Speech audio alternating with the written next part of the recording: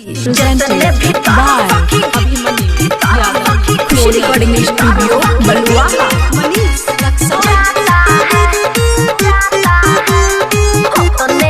Abhimanyu Yadav, Koni, जितने भीतर सखी जाता है उतने मजा आता है।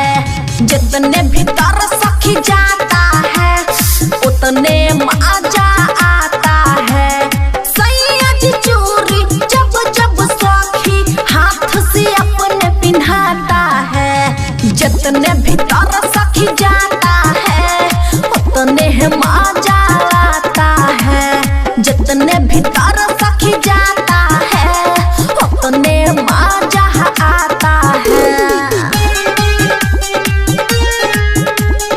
उतने मजा आता है। Khushi Recording Studio, Balwaha, उतने मजा आता है। Abhimanyu Yadav, Koni, Abhimanyu Yadav, Koni, Abhimanyu Yadav, Koni,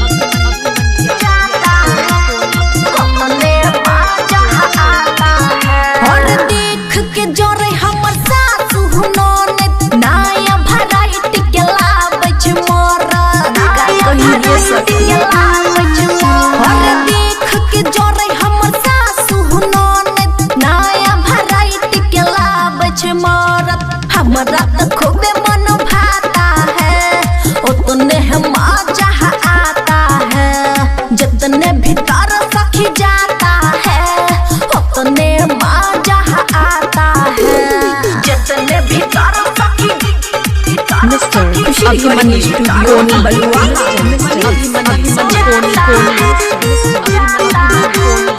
उतने मजा आता है। बबुआ राहुल पिया धीरे धीरे प्यार के रस पिए तीरे तीरे। प्यार के रस पिए तीरे तीरे। बबुआ राहुल पिया धीरे धीरे प्यार के रस पिए तीरे तीरे।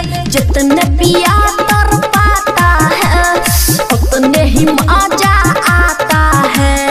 सैयद चोरी जब जब सखी हाथ से अपने पिन्हाता है। जितने भीतर सखी जाता है उतने मजा आता है। जितने भीतर सखी जाता है उतने मजा आता है। Yadav, Abhimanyu Recording Studio, Balwaha, Abhimanyu